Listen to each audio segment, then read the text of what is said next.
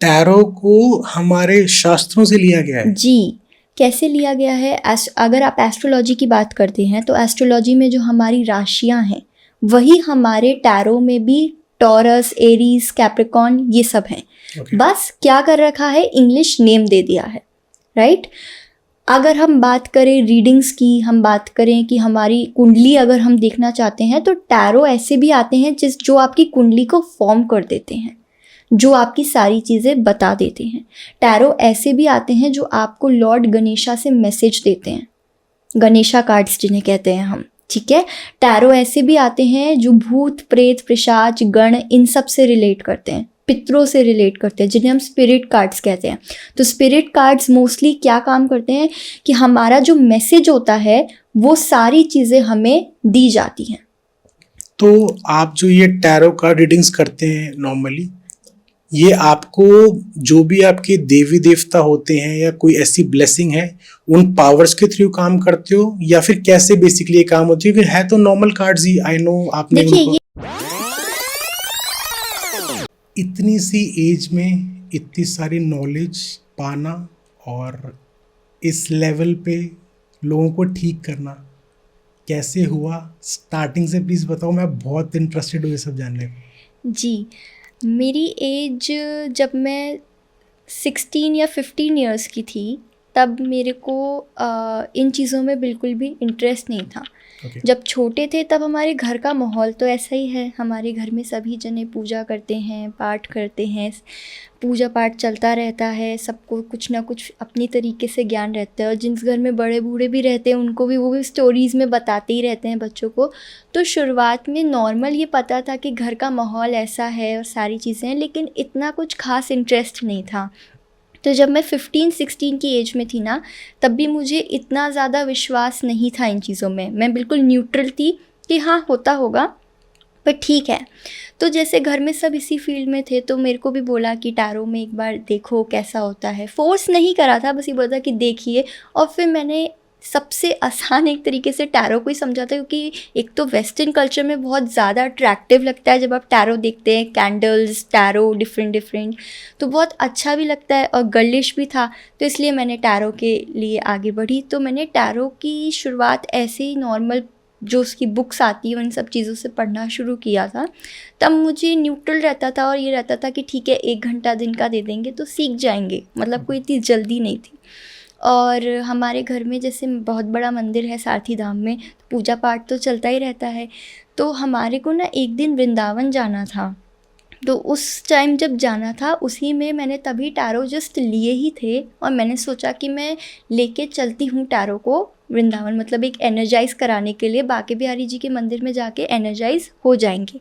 वैसे तो मैं जाना चाहती थी वहाँ पे, मतलब कि एनर्जाइज हो जाए चीज़ें, लेकिन पहले हमेशा ना कुछ ऐसा होता था कि बैठता ही नहीं था। मैं अपनी साइड से ही मना कर देती थी कि मेरे को नहीं जाना मंदिर, क्योंकि तब मैं न्यूट्रल थी, मुझे इतना काफ़ी इंटरेस्ट नहीं था। जब टैरो आए तो मैंने कहा कि मैं भी जाऊंगी मंदिर में, और मैं फ़र्स्ट टाइम जा रही थी बांके बिहारी जी के मंदिर में, उससे पहले मैं गई नहीं थी। तो जैसे ही हम लोग वृंदावन पहुँचे और मैंने मंदिर में एंट्री ली तो वहाँ का जो ऑरा था, वहाँ की जो एनर्जी थी वो बहुत पॉजिटिव थी। इट वाज लाइक कि बियॉन्ड लेवल की एनर्जी थी वहाँ पे। तो मैं एंटर हुई। अब वहाँ पे जब आप दर्शन करते हैं तो आपके जो पट हैं उनके वो बंद होते रहते हैं, खुलते रहते हैं, बंद होते रहते हैं, आप एक टाइम पे देख नहीं सकते। इसके पीछे भी आई थिंक एक छोटी सी स्टोरी है। हाँ, इसके पीछे भी एक छोटी सी स्टोरी है। तो हम लोग क्या है कि एंट्री लिए और उनका जैसे उस टाइम पे पट बंद था, लेकिन जैसे जैसे आगे गए उनकी वो जो पर्दा लगा हुआ था वो खुला। तो जैसे ही वो खुला तो उस समय मैंने उनको देखा और देख के मुझे इतना पॉजिटिव फील हुआ और मुझे इतना ज़्यादा ऐसा लगा कि बस अब तो मुझे यही करना है और इन्हीं के मतलब आशीर्वाद से सारी चीज़ें करनी है। और मैं वहाँ पे अंदर गई, मैंने वहाँ पे जाके जो वहाँ के ब्राह्मण हैं उनको दिए मेरे टैरो, और मैंने कहा कि आप इन्हें प्लीज़ एक बार उनके पाँव लगा दीजिए या उनका आशीर्वाद दिलवा के ले आइए मेरे पास। तो वो गए, उनने सब सारी चीज़ें करी और उन्हें ना एक पुष्प और एक माला, ये 2 चीज़ें दी मेरे को कि आप रख लो, और वो अभी भी मेरे टैरो बैग के अंदर हैं। उनको मतलब एक तरीके का मैंने बहुत बड़ा आशीर्वाद समझ के रख रखा है। तो जैसे ही मैं वहाँ से आई तो कोई आया अचानक से कि आप ना एक रीडिंग कर दीजिए हमारी। उनका कोई इतना खास क्वेश्चन नहीं था, बट नॉर्मल उनको डिस्कशन करना था, तो उसके रिगार्डिंग उन्होंने कहा कि आप रीडिंग कर दीजिए। और फेस टू फेस था। इससे पहले मैं थोड़ा सा हिचकिचाती थी, नर्वस होती थी कि मैं क्या जवाब दूंगी, कैसे चलेगा, लेकिन वहाँ से आने के बाद मेरी एनर्जी इतनी पॉजिटिव हो गई और मेरे को इतना ज़्यादा कॉन्फिडेंस आ गया कि मैं कर सकती हूँ। तो मैंने कहा कि ठीक है, हम शुरुआत करते हैं। मैंने ये चीज़ ना कहीं से सीखी थी और किताब भी थोड़ा बहुत पढ़ा था। मुझे ऐसा लगता है कि ठाकुर जी का आशीर्वाद है मेरे ऊपर कि मुझे ही उन्होंने सारी चीज़ें सिखाई हैं जो मैं अभी टैरो से बता पाती हूँ। सब कुछ मुझे लगता है कि उन्हीं का एक सपोर्ट है मेरे को कि मैं ये कर पाती हूँ। तो मैंने उनकी जब रीडिंग करी तो मैंने उनसे ना उनका डेट ऑफ बर्थ, ना ही उनका नाम, कोई भी चीज़ नहीं ली। मैंने उन्हें कहा कि मैं आपको बताऊंगी, आप मुझे बस करेक्ट कीजिएगा कि मैं आपको सही बता रही हूँ या गलत बता रही हूँ। Okay. तो उन्होंने कहा कि ठीक है, आप शुरुआत कीजिए। मैंने उनका रीडिंग करना शुरू किया। मैंने उन्हें सारी चीज़ें बताई। मैंने इनफैक्ट उन्हें कलर्स भी बताए कि आपको ये कलर दिक्कत दे रहा होगा, ये नंबर आपको परेशान कर रहा होगा, या आप ये नंबर्स देख रहे हैं जो आपको फ्रीक्वेंटली दिख रहे होंगे। फिर मैंने उन्हें उनकी प्रॉब्लम भी बताई, प्रॉब्लम का सल्यूशन भी बताया, सारी चीज़ें बताई। तो वो बहुत सरप्राइज्ड हुए। वो ये बोले कि मैम, हमें इतना एक्सपेक्ट नहीं था कि हम इतना कुछ भी जान सकते हैं टैरो से और हमें इतना कुछ पता लग जाएगा। तो आपके हिसाब से as a normal human being मैं क्वेश्चन करूंगा, जब मैंने जो आज तक वीडियोस के अंदर और मूवीज के अंदर हमें ये दिखाया जाता है कि एक लेडी है जिसने बहुत गेटअप कर रखा है एंड ऑल दैट, और वो टैरो कार्ड रीडिंग पढ़ते हैं। टैरो कार्ड रीडिंग की कोई लिमिट है और इसको वेस्टर्न कल्चर की तरह लोग मानते हैं? इंडिया के अंदर बेसिकली इतना नहीं है। नॉर्मल इंडिया के अंदर पंडित हो गया, एस्ट्रोलॉजी हो गई, न्यूमरोलॉजी भी काफ़ी है, बट कुछ लोग टैरो कार्ड रीडिंग को आज भी एक वेस्टर्न कल्चर और एक लिमिट तक लेते हैं कि हाँ ये बता पाएगी, बट एक लिमिट तक बता पाएगी। तो आपके हिसाब से जो आप ये इंसिडेंट बता रहे हो कि आपने बिना उसका नाम, एड्रेस और कॉन्टैक्ट नंबर या वट एवर जो भी चीज़ें होती है उसके पीछे पूछे बिना आपने ये सब बताया, तो आप इसको एक्सप्लेन कैसे करोगे कि नहीं, टैरो कार्ड रीडिंग की कोई लिमिट नहीं है, किसी भी हद तक आपकी हेल्प कर सकते हैं? देखिए, मैंने आपको जैसे कि बताया कि मैंने कहीं से ये चीज़ सीखी नहीं है, तो ये सबसे बड़ा तो ठाकुर जी का आशीर्वाद है। और दूसरी चीज़ ये है कि टैरो की कोई लिमिट नहीं रहती है, ठीक है। ये एनर्जी पे वर्क करने वाला सोर्स है। और दूसरी चीज़ जो है, हमारी एस्ट्रोलॉजी की बात करें, वेद पुराणों की बात करें, तो जो टैरो है ना, उसको उन्हीं में से लिया गया है, राइट। टैरो को हमारे शास्त्रों से लिया गया है? जी। कैसे लिया गया है? अगर आप एस्ट्रोलॉजी की बात करते हैं तो एस्ट्रोलॉजी में जो हमारी राशियां हैं वही हमारे टैरो में भी टॉरस, एरीज, कैप्रिकॉर्न ये सब हैं। Okay. बस क्या कर रखा है, इंग्लिश नेम दे दिया है, राइट। अगर हम बात करें रीडिंग्स की, हम बात करें कि हमारी कुंडली अगर हम देखना चाहते हैं, तो टैरो ऐसे भी आते हैं जो आपकी कुंडली को फॉर्म कर देते हैं, जो आपकी सारी चीज़ें बता देते हैं। टैरो ऐसे भी आते हैं जो आपको लॉर्ड गणेशा से मैसेज देते हैं, गणेशा कार्ड्स जिन्हें कहते हैं हम, ठीक है। टैरो ऐसे भी आते हैं जो भूत, प्रेत, पिशाच, गण इन सब से रिलेट करते हैं, पितरों से रिलेट करते हैं, जिन्हें हम स्पिरिट कार्ड्स कहते हैं।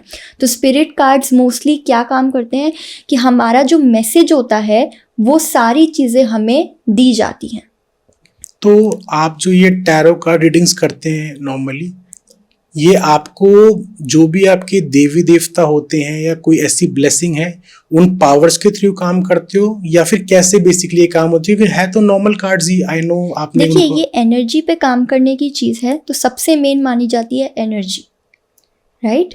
उसके बाद देवी देवता, जिनके जो जैसे देवता हैं वो उनको मान के टैरो करते हैं, ओके, राइट। और सबसे ज़्यादा एनर्जी का काम है, इसलिए एनर्जी जैसी होगी उस हिसाब से आंसर दिया जाएगा, ठीक है। लेकिन अगर आप बात करें कि एक्यूरेसी की और सारी चीज़ों की, तो हम टैरो में ये कहते हैं कि हम 90 to 95% एक्यूरेसी देते हैं, क्योंकि ये एनर्जी का काम है। अभी एनर्जी आने वाले 2 दिन में बदल जाएगी, तो आप हमें आके ये चीज़ बोलेंगे कि आपने अभी 2 दिन पहले कुछ और बताया था, अब कुछ और हो रहा है, तो ये तो एनर्जी है ना। ये तो हर चीज़ एनर्जी पे चल रही है। इवन अगर हम आज 2 दिन पानी नहीं पिएंगे तो हमें तीसरे दिन ऐसा लगेगा कि हमें चक्कर आ रहे हैं, डिहाइड्रेशन हो जाएगी हमारी बॉडी में। तो एवरीथिंग इज इम्पोर्टेंट। पानी भी बहुत बड़ा सोर्स है एनर्जी का, ओके जी। पानी पीना, वाटर थेरेपीज, ये सारी चीज़ें भी एक तरीके से बहुत बड़ी थेरेपी होती है जो एनर्जी पे ही काम करती हैं। वाटर थेरेपी, जी। वो कैसे काम करती है? वाटर थेरेपीज डिफरेंट थेरेपीज होती हैं पानी से। कभी आप पीने वाला पानी ले सकते हैं जो इनटेक करना है, या फिर आप साइड में एक ग्लास रख सकते हैं, उसमें आप अपनी विश बोल के अपने उस ग्लास को रखे रहने दीजिए। तो डिफरेंट प्रोसेसेस रहते हैं थेरेपीज के, तो वो सारा वाटर में मतलब वाटर के थ्रू करी जाने वाली थेरेपीज होती हैं। जैसे औषधियाँ होती हैं, हल्दी, सॉल्ट यानी नमक, इन सब को भी एक तरीके से मंत्रों से और सारी चीज़ों से एनर्जाइज किया जाता है, और फिर इन्हें पानी के साथ मिक्स करके थेरेपीज होती हैं। है ना, ऐसे कहते हैं ना कि आपने ग्लास में पानी रखा और आपने कुछ नंबर्स बोले और फिर वो पानी एनर्जाइज हो जाता है, फिर आप उसे पी लीजिए। तो ये सारी थेरेपीज़ हैं वाटर की जो करी जाती हैं। तो आप जो ये पानी वाला बता रहे हैं, ये उसमें जब फूंक मारते हैं, नंबर्स बोलते हैं, ये किसी मंत्र के थ्रू होता है हीलिंग? ये कैसे उसमें अपनी एनर्जी डाल सकते हैं हम? देखिए, अगर आप वेस्टर्न कल्चर की बात करें तो इसमें जो नंबर्स देते हैं वो एंजल नंबर्स देते हैं, जो कि वापस बात आ गई हमारे वेद पुराण इन सब से लिए गए हैं, राइट। तो मंत्र में बहुत पावर होती है, तो एक तरीके का। Angel numbers according to you ये भी शास्त्र में है? जी बिल्कुल है। क्योंकि एंजल नंबर्स हमने आज तक इंटरनेट पे वीडियोस में देखा है, तो कहते हैं कोई एंजल है जो आपको बार बार एक नंबर दिखाती है, फॉर एग्जाम्पल 666, 999 ऐसे नंबर्स होते हैं। ये शास्त्र में कहाँ पे वर्णन है इन चीज़ों का? शास्त्रों में भी होता है। शास्त्रों में किस तरीके से होता है कि आपके ये मंत्र जो बोलते हैं या जो ये यंत्र बनाते हैं, इन सब को एनर्जाइज करके फॉर्म्स में, जैसे एस्ट्रोलॉजिकली अगर आप बात करें तो जिसकी कुंडली की बात कर रहे हैं उसका भी कोई सम अप नंबर निकल के आता है, राइट। और फिर अगर हम बात करें कि हम आज प्रेजेंट जो हम जी रहे हैं उसमें जो डेट चल रहा है, ईयर का, मंथ का, जिस समय आप बॉर्न हुए हैं उसका जो डेट ईयर का, मंथ का चल रहा है, उन सबको कहीं ना कहीं कोरिलेट करके ऐड करके एक एंजल नंबर निकल के आता है, जिसका एक प्रोसेस रहता है।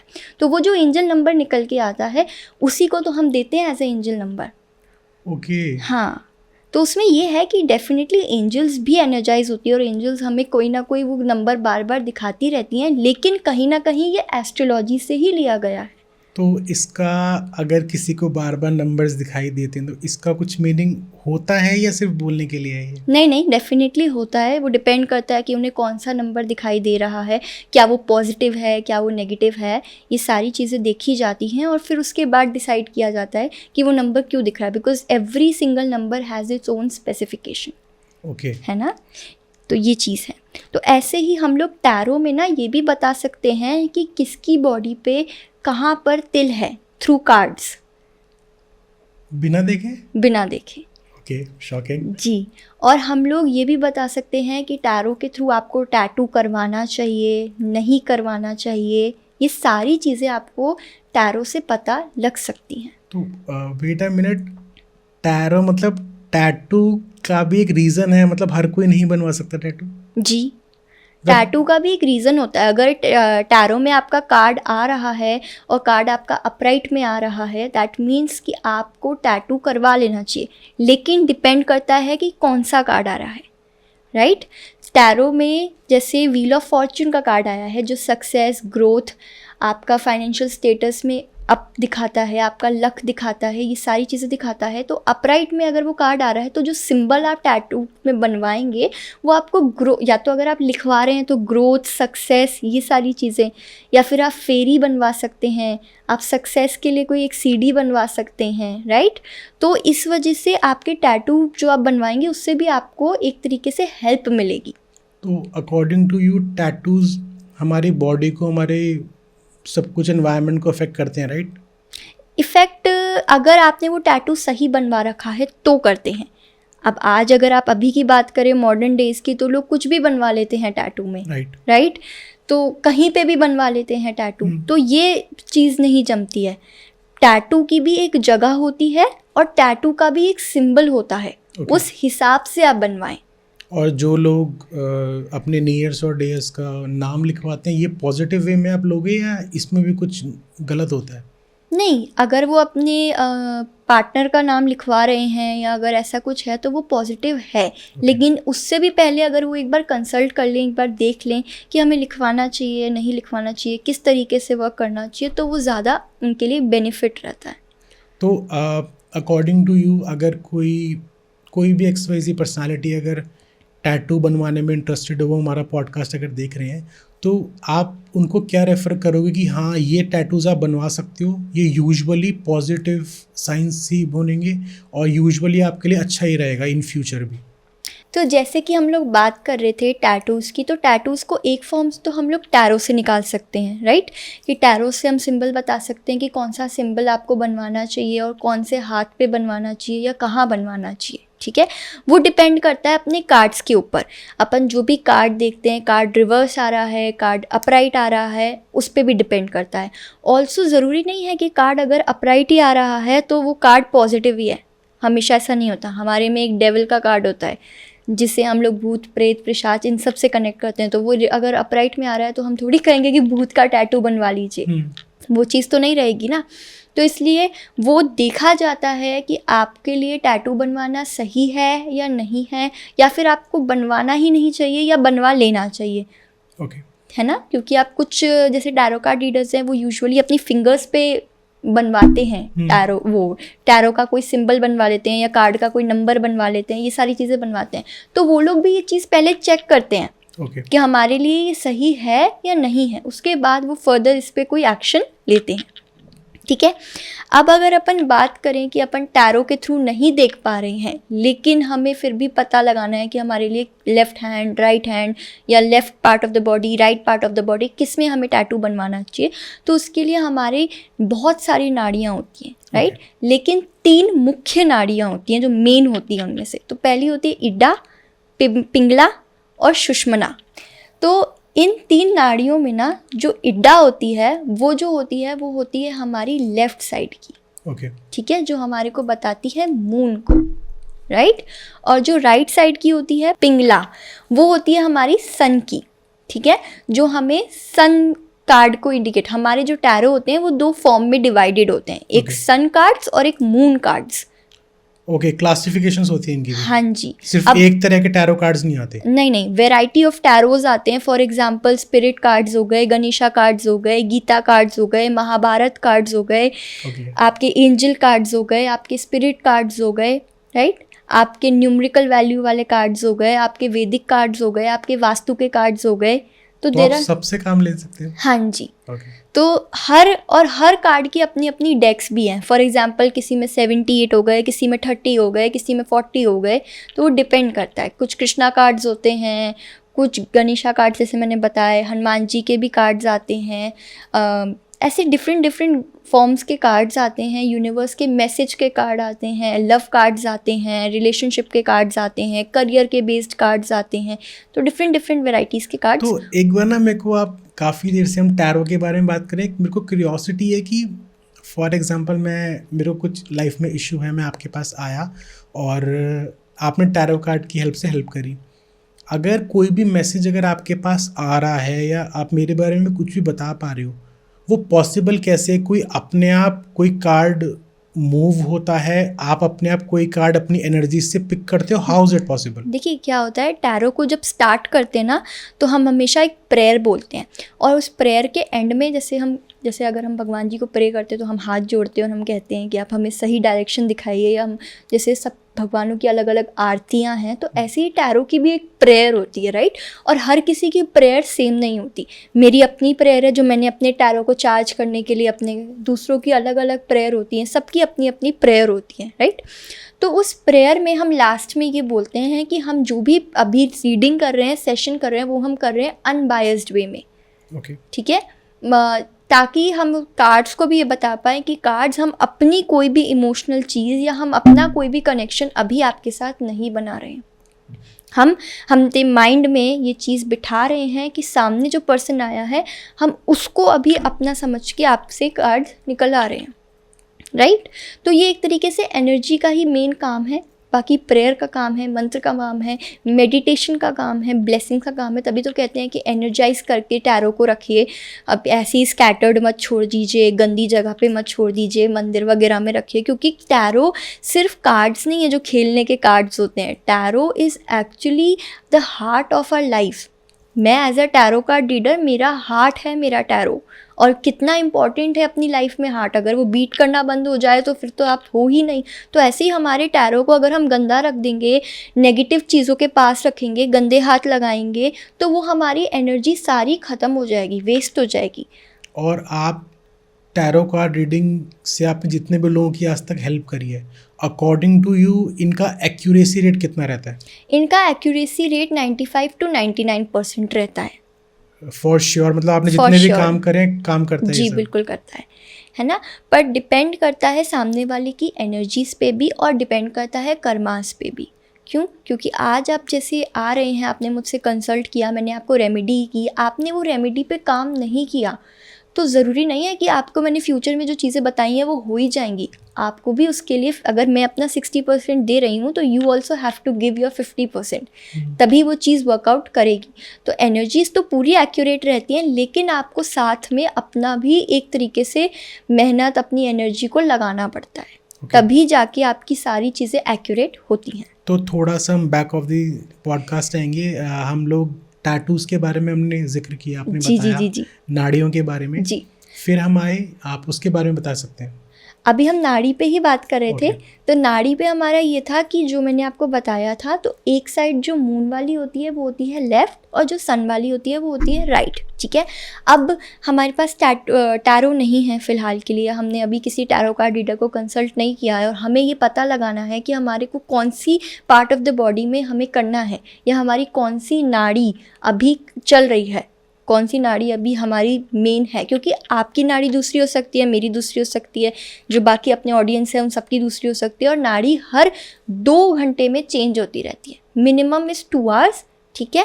और हर रात में भी चेंज होती है, सुबह भी चेंज होती है। और ऐसा बोला जाता है कि जब आप सुबह उठते हैं तो आप एक बार अपनी नाड़ी चेक करके फिर उसी करवट से आप उठेंगे, और फर्स्ट जो आपका पैर होता है ना, जो ज़मीन पे रखते हैं, वो भी उसी मतलब लेफ़्ट या राइट उसी साइड का पैर रखेंगे। तो इससे क्या होता है कि आपकी जो हेल्थ इश्यूज़ जो होते हैं, जो आपको साइनस की प्रॉब्लम रहती है, कोल्ड कफ, ये सारी चीज़ें ठीक हो जाती हैं। तो पहले के लोग, बड़े बुजुर्ग जो बोलते थे कि आप इस करवट से उठो, उसके पीछे एक रीज़न होता था, जी, लॉजिक उसका होता था। रीज़न यही है। तो हम कैसे चेक करते हैं? हम जैसे हमने बंद किया, हमने लेफ़्ट वाली से अब हम इनटेक कर रहे हैं, ब्रीथ कर रहे हैं। तो अब हमने लेफ़्ट से ब्रीथ किया, अब हम राइट से ब्रीथ कर रहे हैं। तो आपको ना एक चीज़ फील होगी कि क्लियर जो हमारी एयर है वो किस वाली डायरेक्शन से ज़्यादा जा रही है, राइट। तो मेरी राइट से जा रही है, तो राइट से जा रही है, इसका ये मतलब है कि पिंगला से जा रही है। तो अभी मेरी जो नाड़ी वर्क कर रही है वो राइट साइड पे ज़्यादा कर रही है। और जो अगर बात करें और डेफिनेशन की, इन डेप्थ में जाने की, तो हमारी जो लेफ़्ट साइड की नाड़ी होती है ना, वो फीमेल को इंडिकेट करती है एक तरीके से, राइट। और दूसरा जो कलर वो इंडिकेट करती है, गोरे को करती है, वाइट को करती है। और उसे जो रूप दिया गया है वो माँ पार्वती का दिया गया है। ओके जी। नाड़ियों में साक्षात देवी देवता विराजमान जी। है। और अगर हम बात करें हमारी राइट साइड की को, तो हमारी राइट साइड जो है वो मेल को आइडेंटिफाई करती है। कलर जो देते हैं वो काला या ब्लैक दिया जाता है। और जो हम रूप जिनका मानते हैं वो शिव जी का माना जाता है। ओके, शिव एंड शक्ति, राइट। यस। तो इसी का वजह से कहते हैं कि अगर टैटू भी बनवाना है तो एक बार अपनी नाड़ी को चेक करके फिर उसी डायरेक्शन पे, अगर आपकी राइट की ज़्यादा अभी प्रेजेंट में ज़्यादा सही चल रही है और पूरे दिन ऐसा ही रहने वाला है, तो उस पर्टिकुलर टाइम पे आपको फिर राइट पे बनवा लेना चाहिए। तो जो भी, अगर फॉर एग्जांपल उनको टैटू बनवाना है और उनको नाड़ी के थ्रू आप अगर चेक करेंगे तो वो आपसे कनेक्ट, आप उनकी इमेज सामने लेके देन आप चेक करके बता पाएंगे, राइट? नहीं, ये तो उनको होना ज़रूरी है उस चीज़ में, उनको फिजिकली वहाँ फिजिकली होना ज़रूरी है, क्योंकि फिर उसी चीज़ से उनकी सारी चीज़ें चेक होंगी और फिर बताया जाएगा। ओके। पर अगर हम वो नाड़ी की बात कर रहे हैं तब, अगर हम टैरो की बात कर रहे हैं तो टैरो से तो हम नॉर्मली एनर्जी से भी कनेक्ट करके बता सकते हैं। तो टैरो में ऐसा ज़रूरी नहीं है कि आपको नाम या किसी का एड्रेस चाहिए, आप खाली एक नाम के थ्रू सारा काम कर सकते हो। जी। क्योंकि यूजुअली जितने XYZ पर्सनालिटी जो टैरो कार्ड रीडिंग्स करते हैं, उनको आपका नाम, डेट ऑफ बर्थ, एड्रेस और XYZ आइडेंटिटी वेरिफिकेशंस बोलते ये सब कुछ ही होता है आपकी पूरी। नो, देखिए, इसको लेना भी कोई गलत चीज़ नहीं है, अच्छी चीज़ है, आपकी रीडिंग और एक्यूरेट हो जाती है, आप और डेप्थ में चीज़ें बता सकते हो। लेकिन मैं अगर मेरी बात करूं तो मेरे को इन सारी चीज़ों की ज़रूरत नहीं होती। एक तरीके से भगवान का एक आशीर्वाद है कि मैं बिना नाम लिए या बिना डेट ऑफ बर्थ लिए भी एक्यूरेट रीडिंग निकाल लेती हूँ। ओके। है ना, चाहे वो पर्सन है चाहे वो नहीं है। आपने मुझसे एक क्वेश्चन ये भी किया था कि क्या कार्ड अपने आप जंप होके आता है या क्या रहता है। तो जंप होके नहीं आता, आपकी एक एनर्जी हो जाती है, आपका ऑरा इतना पॉजिटिव हो जाता है कि आपको ना एक इंट्यूशन आता है कि ये वाला कार्ड निकालना है इस इंसान के लिए, राइट। तो फिर हम उस कार्ड को निकालते हैं और हम रीडिंग करते हैं तो वो चीज़ें एक्यूरेट आ जाती हैं। और आपने बीच में अभी जिक्र किया था टैटू के बाद तिल के बारे में। जी, तिल ऑलमोस्ट हर किसी के बॉडी में कहीं ना कहीं होते हैं, तो तिल और टैरो कार्ड रीडिंग और प्रेडिक्शंस का इसमें क्या रोल है? तो तिल भी हम पता लगा सकते हैं हमारी रीडिंग्स के थ्रू कि आपकी बॉडी में कहाँ पर तिल है ना, किस जगह पे लोकेटेड है और उसका क्या आपकी लाइफ में प्रभाव है। लाइक फॉर एग्जांपल गुड है, बैड है, नेगेटिव है, पॉजिटिव है, ये सारी चीज़ें भी हम पता लगा सकते हैं। अब अगर आप बात करते हैं कि अपने लेफ़्ट साइड का गाल का अगर तिल है तो इसका मतलब है कि जो पर्सन है ना वो बहुत ज़्यादा डिबेट करने वाले हैं, उनका जो नेचर है वो डिबेटिंग टाइप्स है, वो हमेशा किसी भी चीज़ में डिबेट करना पसंद करेंगे। कोई छोटा सा भी सवाल उनसे आप पूछेंगे ना तो वो उस चीज़ में डिबेट करना पसंद करेंगे। ये नहीं कि उसका आपको तुरंत आंसर दे दें और कंप्लीट कर दें, वो डिबेट करते रहेंगे, आप भी करते रहेंगे, वो भी करते रहेंगे। तो उनका डिबेटिंग वाला नेचर बहुत ज़्यादा रहता है। तो इसका रीज़न गाल के पास इसलिए क्योंकि वो अपने मुंह के पास तिल होता है, तो उसको हम ये कनेक्ट कर सकते हैं कि वो बोलता ज़्यादा है या डिबेट करता है, ऐसा कुछ है? कह सकते हैं, लेकिन नॉट एग्जैक्टली ये है, क्योंकि अगर ऐसा होता तो होठों के पास या फिर यहाँ पे कहीं पे ज़्यादा रहना चाहिए था, लेकिन गाल के पास है तो उनका एक तरीके से स्वभाव है ये, जो हमारे कार्ड्स और हमारी एक तरीके से चीज़ें बताती हैं, राइट। क्योंकि कार्ड्स भी इटसेल्फ में आपका नेचर इंडिकेट करते हैं, है ना, और कार्ड ही इंडिकेट कर रहा है कि कौन सा तिल है। तो जिस जगह पे तिल है उसको कार्ड के साथ रिलेट करके आप बताते हो कि क्या उनका नेचर रहेगा या क्या नेगेटिव रहेगा, पॉजिटिव रहेगा, क्या उसकी स्पेसिफिकेशंस हैं। तो ऐसा इंसान इमोशनल भी होता है, प्रैक्टिकल भी होता है। अगर ऐसा इंसान इमोशनल बहुत ज़्यादा है तो उसको सक्सेस बहुत लेट मिलेगा, राइट।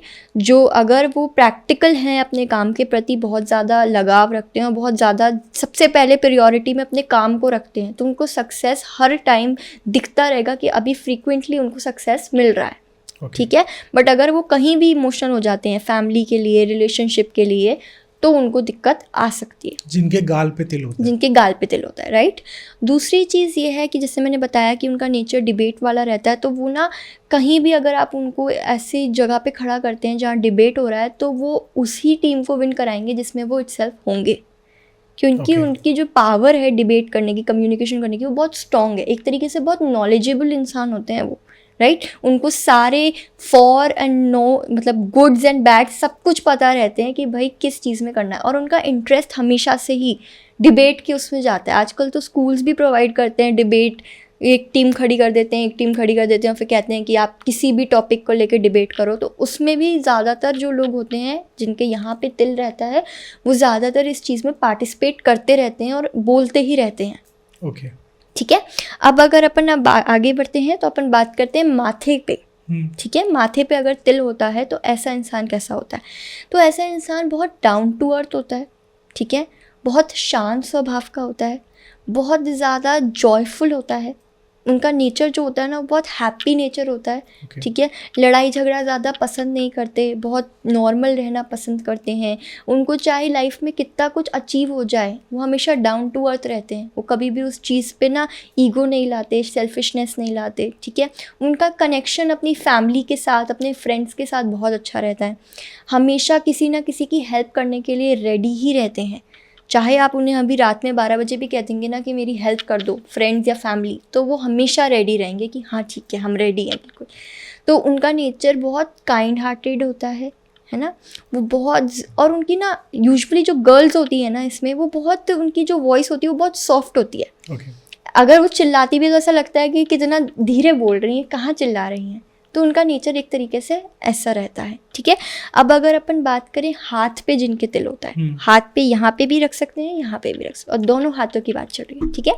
तो अगर किसी के हाथ पे तिल रहता है तो वो बहुत हार्ड वर्किंग होता है, ओके, ठीक है, उनकी मेहनत बहुत ज़्यादा रहती है और एक तरीके से सेल्फ मेड पर्सन है, खुद ही मेहनत करके खड़े होंगे, राइट, खुद ही सारी चीज़ें उन्हें करनी पड़ेंगी और फिर आगे बढ़ेंगे, है ना। तो हाथ में जो ये आप तिल बता रहे हो ये खाली हाथ तक ही सीमित है या फिर पूरे हमारे जो पूरा ऊपर तक शोल्डर तक हैंड होता है वहाँ तक? नहीं नहीं नहीं नहीं, ये सिर्फ यहीं तक सीमित है, आर्म्स तक ही सीमित है, ठीक है, ऊपर नहीं है। तो जैसे हम बात कर रहे थे हैंड की, इसमें एक चीज़ और होती है कि इन्हें ना स्ट्रगल लेकिन कई बार बहुत ज़्यादा करना पड़ जाता है, है ना।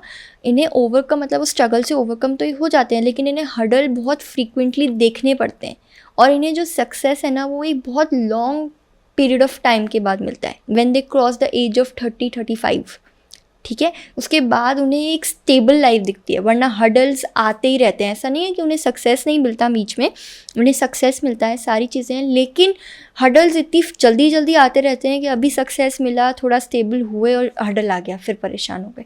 तो एक जो नॉर्मल स्टेबिलिटी की बात कर रहे हैं वो आफ्टर द एज ऑफ 30-35 इनको मिलती है, ओके, ठीक है। हम लोग बात कर रहे हैं रिस्ट की, राइट। तो लेफ़्ट या राइट पे अगर तिल होता है तो ऐसा इंसान हार्ड वर्किंग तो होता है, लेकिन कहीं ना कहीं सामने वाले का बहुत ज़्यादा कंट्रोल रहता है, ओके, ठीक है। अब आप ये बात कर सकते हैं रिलेशनशिप की, फैमिली की। अगर रिलेशनशिप में है तो जो पार्टनर है वो बहुत ज़्यादा कंट्रोलिंग होंगे, तो वो ना उस फ्रीडम में वो काम करने के लिए या उस फ्रीडम में जीने के लिए ना उन्हें नहीं देंगे, किसी ना किसी चीज़ पे रोज़ लड़ते रहेंगे, कलेश करते रहेंगे। तो फिर जब इंसान का दिमाग वो नेगेटिव एरिया में है तो वो कोई पॉजिटिव चीज़ कैसे कर पाएगा, राइट। दूसरी चीज़ ये है, कहीं ना कहीं किसी चीज़ में वो अपने आप को ट्रैप बहुत ज़्यादा समझते हैं कि हम ना फंस गए हैं किसी चीज़ में, और उन्हें सोल्यूशन भी इतनी आसानी से नहीं मिलता उससे बाहर निकलने का। तो अकॉर्डिंग टू यू, जैसे ये जो बंधन या ट्रैप आप बता रहे हो ये ऑफिस लेवल पे भी सीनियर्स का भी हो सकता है? बिल्कुल हो सकता है, फैमिली का भी हो सकता है, रिलेशनशिप किसी का भी हो सकता है। हो सकता है कि आप पार्टनरशिप में काम कर रहे हैं, तो जिसके साथ काम कर रहे हैं स्टार्टिंग में उनका नेचर बहुत अच्छा था, लेकिन थोड़े टाइम बाद उनने आपको इतना ज़्यादा ट्रैप कर लिया है कि अब आपका मतलब एक कहते हैं ना मेंटल लेवल इतना परेशान हो गया है, हमेशा हेडेक रह रहा है, हमेशा प्रॉब्लम्स रह रही हैं, समझ में नहीं आ रहा कि कैसे उस चीज़ से बाहर निकले। क्योंकि स्टार्टिंग में तो सबको, जो भी जिनके भी तिल है उनको ये लगेगा कि स्टार्टिंग में सारी चीज़ें बहुत अच्छी हैं, राइट, तभी तो वो उस चीज़ पे फॉरवर्ड मूव करेंगे। अगर आज मैं हूँ, मेरे को चीज़ें अच्छी लग रही हैं, तभी तो मैं उस चीज़ पे अभी तो जा रही हूँ, लेकिन आगे ना फ्यूचर में आफ्टर 3 मंथ्स 4 मंथ्स उनको ना ये सडन सा चेंज दिखने चल जाएगा, जिससे वो पीछे भी नहीं आ सकते और आगे तो वो बढ़ ही नहीं पा रहे हैं, वो एक तरीके से बिल्कुल ही ट्रैप हो गए हैं, है ना।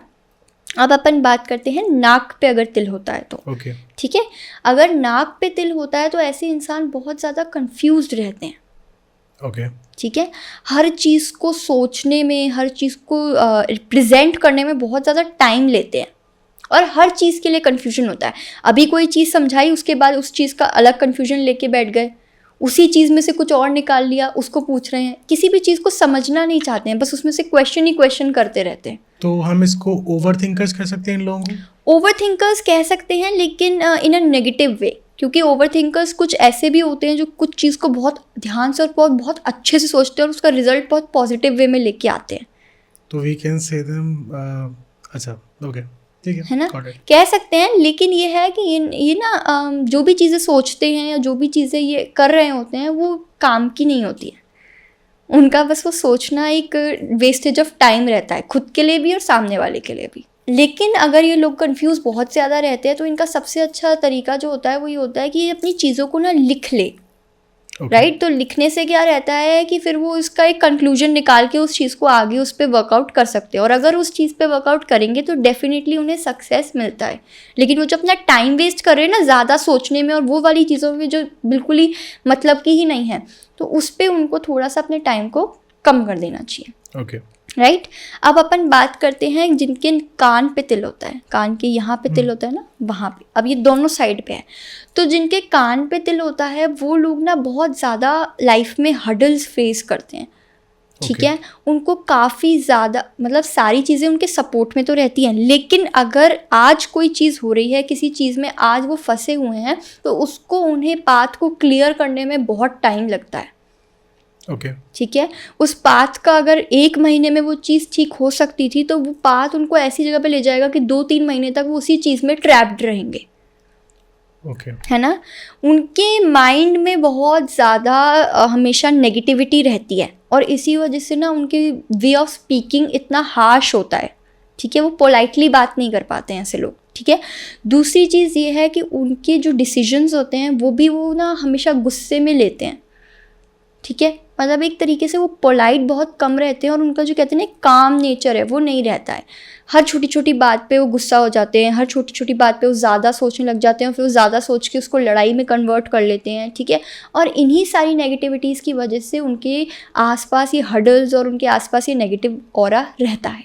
ओके। अब अपन बात करते हैं बैकबोन पे। बैकबोन पे जिनके तिल होता है उनका क्या नेचर रहता है।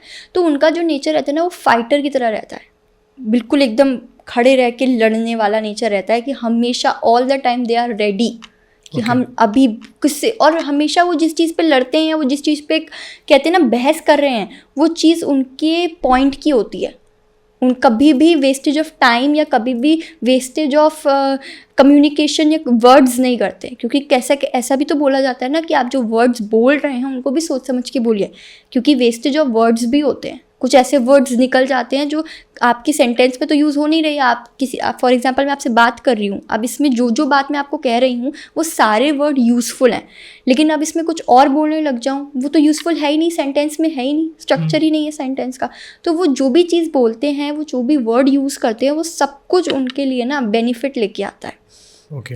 और दूसरी चीज़ ये है कि फाइटर होते हैं, हमेशा खड़े रहते हैं। ठीक है, स्ट्रॉन्ग बहुत होते हैं, करेज बहुत होता है उनमें, कॉन्फिडेंस बहुत होता है किसी भी चीज़ को करने का। तो आप ये जो तिल बता रहे हो, बैक के खाली स्पाइनल कॉर्ड की बोन में बता रहे हो, या फिर पूरे बैक में कहीं भी हो सकता है? नहीं, स्पाइनल कॉर्ड की बोन में बता रहे हैं कि उस पूरी बोन में कहीं पे भी स्ट्रेट कहीं पे भी तिल हो सकता है, स्टार्टिंग फ्रॉम हियर। ठीक है, तो ऐसे लोग बहुत ज़्यादा कॉन्फिडेंस होते हैं, ऐसे लोग हमेशा ना सपोर्टिंग भी होते हैं। ठीक है, और ऐसे लोग अपनी तो हेल्प करते ही हैं, अपने लिए तो हमेशा खड़े ही रहते हैं, लेकिन दूसरों के लिए भी खड़े रहते हैं, हेल्पफुल बहुत होते हैं। इनका नेचर जो होता है ना, वो इतना, क्योंकि अपने आप में इतना स्ट्रांग है और ये हर चीज़ को ये मानते हैं कि हम इस चीज़ से लड़ सकते हैं, इसलिए अगर दूसरा भी कभी कोई परेशान होता है या इनका कभी ये रहता है कि हमारे नोन में, हमारी फैमिली में कोई दिक्कत में है, तो they are always there to stand. ठीक है, चाहे आप फिजिकली बात करिए, मेंटली बात करिए, वो हमेशा खड़े रहते हैं। तो ये जो जिनका बैक पे तिल होगा वो इस पॉडकास्ट के बाद बहुत खुश होने वाले हैं कि वो अपनी पूरी फैमिली को दिखाएंगे कि देखो। जी बिल्कुल। अब हम बात करें हैं कृपण तिल की, राइट। ये कहाँ पर होता है, हमारी इस आईब्रो से लेके इस आईब्रो तक। इसके बीच में ये तिल कहीं पे भी हो सकता है, इनफैक्ट आईब्रो में भी हो सकता है ना। तो अगर किसी का तिल इस डायरेक्शन में या इस प्लेस पे होता है, तो उनका नेचर कैसा रहता है, वो लोग ना बहुत ही ज़्यादा मनी से रिलेटेड पर्सन होते हैं। हर चीज़ में वो प्रायोरिटी में मनी को रखते हैं। ठीक है, अगर किसी चीज़ में उन्हें पैसा लगाना होता है ना, तो बहुत सोच समझ के पैसा लगाते हैं। कुछ लोग होते हैं कि ये चीज़ लेनी है, ठीक है ले लो, हम और कर लेंगे, नहीं, वो उस चीज़ को पहले 100 बार देखते हैं, उसके बाद उस चीज़ में इन्वेस्ट करते हैं अपने मनी को। ठीक है, और इनके जो कहते हैं ना कि मनी का फ्लो इनके पास आता भी रहता है और जाता भी रहता है, बट इनका आना ज़्यादा रहता है, जाना कम रहता है, क्योंकि ये सोच समझ के अपने डिसाइड करते हैं कि हमें किस चीज़ में मनी लगाना है। तो एक तरीके से ये मनी के, ये जो तिल की बात अपन कर रहे हैं, ये तिल मनी को सिंबलाइज करता है। ठीक है, तो ऐसा इंसान ना पैसों के बारे में बहुत ज़्यादा सोचता है।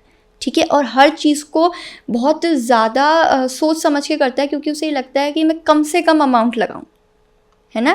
तो ऐसे लोगों को आप कंजूस कह सकते हो? कह सकते हैं, लेकिन कंजूस करेंगे तो ऑफेंड हो जाएंगे, इसलिए वो जो भी पैसा जहाँ पे भी लगाते हैं सही यूज में लगाते हैं। ऐसा नहीं है कि वो वेस्ट कर रहे हैं, स्मार्ट तरीका पैसे को लगाएंगे। हाँ, लेकिन उनका ये रहता है कि अगर हम 60% लगा रहे हैं तो कम से कम 20% बचना भी चाहिए।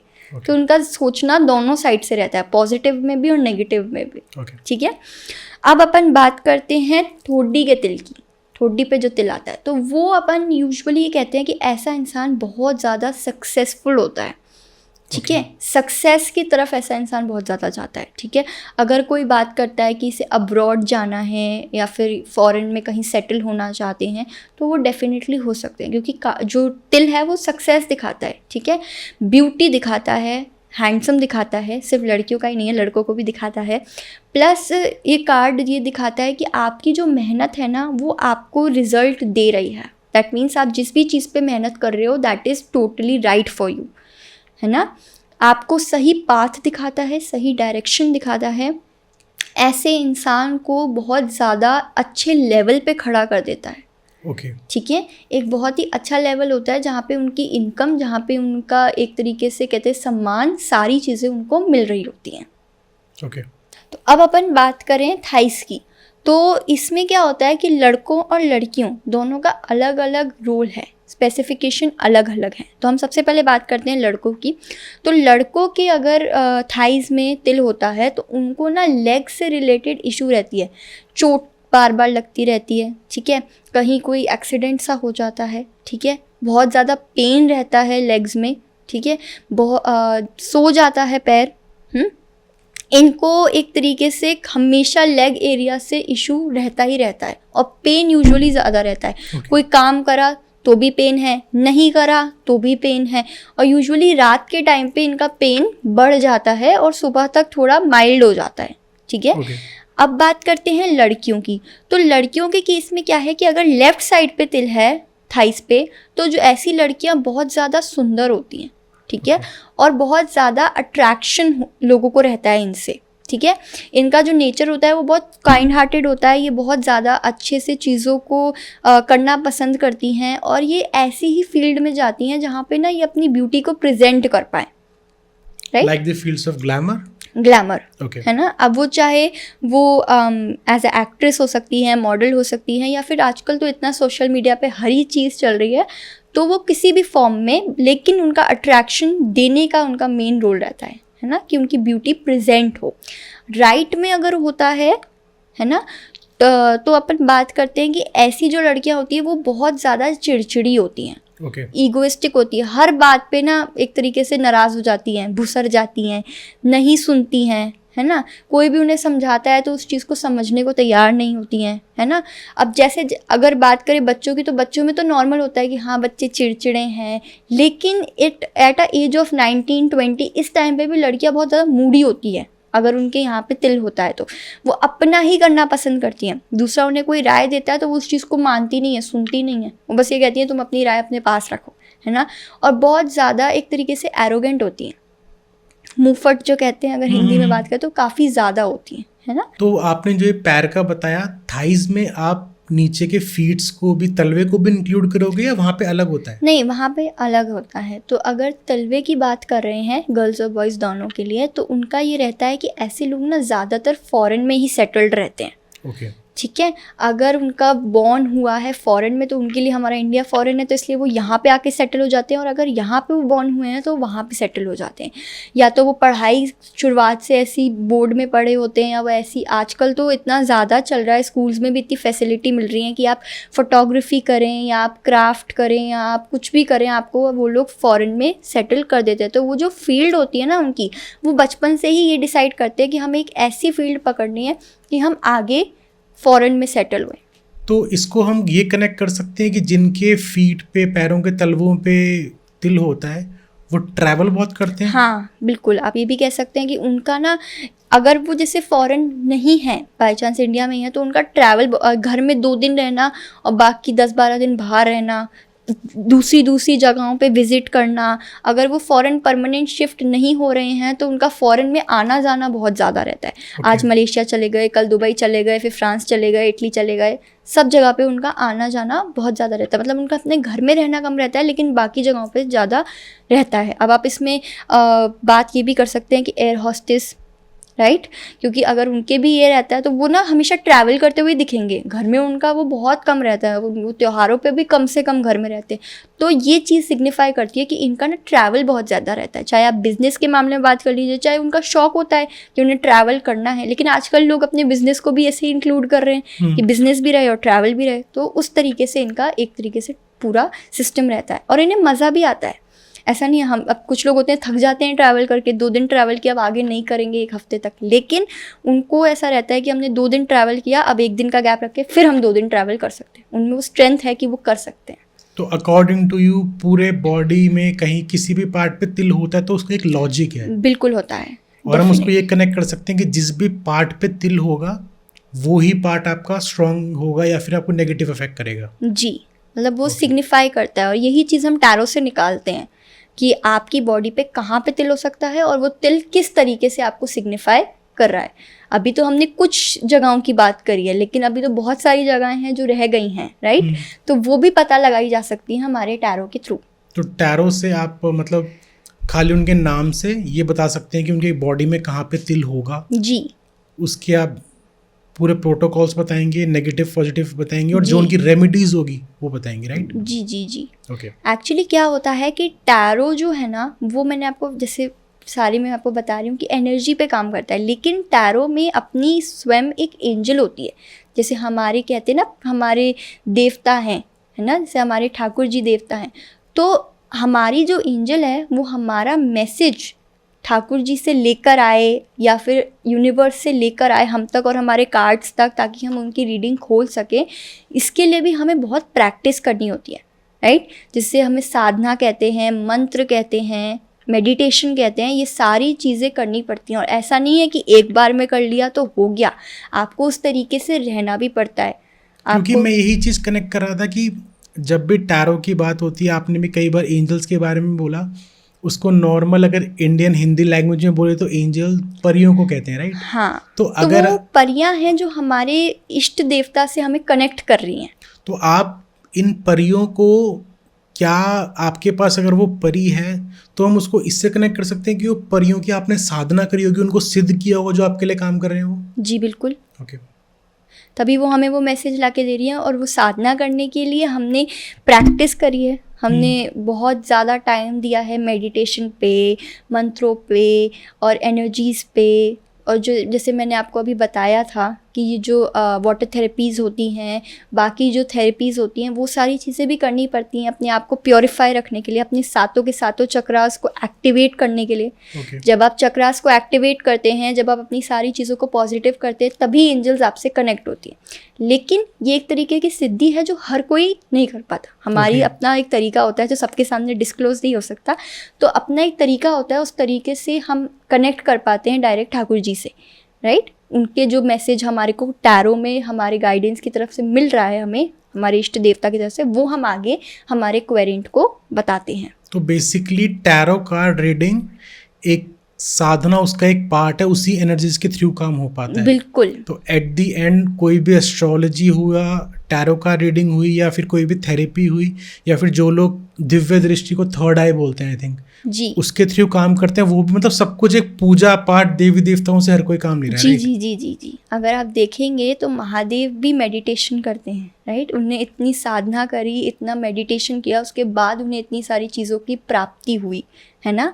रावण जो है, रावण ने भी बहुत ज़्यादा मेडिटेशन किया, उन्हें बहुत ज़्यादा साधना करी, तब उन्हें शिवजी, मतलब वो शिवजी के प्रिय भक्त हैं, तो तभी उन्हें शिवजी मिले और तभी उन्हें शिव तांडव स्तोत्रम का उत्पन्न किया। तो उसके लिए उन्हें भी बहुत ज़्यादा साधना की है, मेडिटेशन किया है, इतने जाप किए हैं, उसके बाद उन्हें ये चीज़ मिली है और उन्हें इस चीज़ को उत्पन्न किया है। तो एक तरीके से किसी भी प्योर चीज़ को करने के लिए आपको बहुत ज़्यादा साधना करने की ज़रूरत है, बहुत ज़्यादा मेडिटेशन करने की ज़रूरत है। और ऐसे ही हम लोग पहले बहुत ज़्यादा प्रैक्टिस करते हैं, मेडिटेशन करते हैं, साधना करते हैं, उसके बाद जाके हमें इस चीज़ में एक एक्यूरेसी आती है, उसके बाद जाके हम किसी चीज़ को डिफ़ाइन कर सकते हैं। तो इसलिए टैरो के लिए भी ये सारी चीज़ें ज़रूरी होती हैं। तो अकॉर्डिंग टू यू, एक टैरो को अगर मैं एस्ट्रोलॉजी, थर्ड आई और मेडिटेशन से कनेक्ट करता हूँ, ये हर किसी को पावर्स, हर किसी के पास अवेलेबल क्यों नहीं है? कोई अलग से कोई प्रोटोकॉल्स होते हैं, या with the help of God, या फिर कोई बाय बॉर्न ब्लेसिंग होती है, ऐसा क्या है? देखिए, ये बाय बॉर्न ब्लेसिंग भी होती है, ठीक है। इसमें आपकी साधना करना, आपका ये मेडिटेशन करना, आपका टाइम देना, ये सारी चीज़ें भी बहुत ज़रूरी होती है। और आपकी इंट्यूशन पावर भी बहुत स्ट्रॉन्ग होनी चाहिए, जो कि आजकल के लोगों की कम रहती है। दूसरी चीज़ ये रहती है कि जो रूल्स रेगुलेशन, जो प्रोसेस रहता है, वो थोड़ा सा लोग उस चीज़ को नहीं कर पाते। उनके लिए इतना टाइम इस चीज़ में निकालना, उन्हें लगता है कि वेस्टेज ऑफ टाइम है, या फिर इस चीज़ को हम इतना वो नहीं करेंगे, क्योंकि इंस्टेंट रिजल्ट किसी भी चीज़ का नहीं मिलता है, राइट। आप अगर ये काम कर रहे हैं तो इंस्टेंट रिजल्ट आपको नहीं मिलेगा, आपको टाइम लगेगा। तो उसकी वजह से किसी इंसान में इतना पेशेंस होता ही नहीं है कि वो इतने टाइम तक वेट करे। और दूसरी चीज़ मैं ये मानती हूँ कि हर भगवान अपना आशीर्वाद हर किसी पे बना के रखते हैं। तो एक तरीके से ये हमारे भगवान के साथ कनेक्ट है, ये हमारा ठाकुर जी के साथ कनेक्शन है, जिसकी वजह से आज हम ये कर पा रहे हैं। तो ये हमारा भी एक अपना एक प्रोसेस रहता है, अपनी एक साधना होती है जो हर किसी के सामने डिस्क्लोज नहीं कर सकते। तो उस तरीके से हम एनर्जाइज करते हैं ताकि हम हमारे इष्ट देवता से कनेक्ट हो पाए। तो अगर इस वाले पॉडकास्ट को देखिए, अगर कोई टैरो कार्ड रीडिंग से आपसे इंस्पायर होता है, तो is there any source available कि वो आप जैसी एनर्जीज या आप जैसी रीडिंग्स सीख पाए? जी बिल्कुल कर सकते हैं। मैं टैरो के कोर्सेज भी प्रोवाइड करती हूँ, ठीक है, जिसमें जो हम सामान प्रोवाइड करते हैं स्टूडेंट्स को वो सब कुछ हमारे साथी धाम से ही ज़्यादा है। प्लस सारा एनर्जाइज होके, मंत्र सिद्धियाँ इन सब चीज़ों के साथ होके, और हाथों से, मेरे ही हाथों से बनाया हुआ सामान होता है। तो सब कुछ एनर्जाइज करके हम लोग आगे भेजते हैं ताकि वो भी अपनी चीज़ों को बिल्कुल सही कर पाएँ, अपने ऑरा को पॉजिटिव कर पाएँ। वो ये नहीं कह सकते कि इतने लेवल तक की, लेकिन हाँ वो एक अच्छे टैरो कार्ड रीडर, एक ऑनेस्ट टैरो कार्ड रीडर्स बन सकते हैं। So according to you, life में चाहे कुछ भी अच्छा अचीव करना हो या कोई भी इशू हो, इकलौती देवी देवता की भक्ति is the only thing, right? जी बिल्कुल। Nice talking to you. Thank you so much for being with us. Thank you. I hope मैं आपके साथ अगला पॉडकास्ट जल्द से जल्द शूट कर पाऊँ। बिल्कुल बिल्कुल। जय श्री कृष्ण। राधे राधे।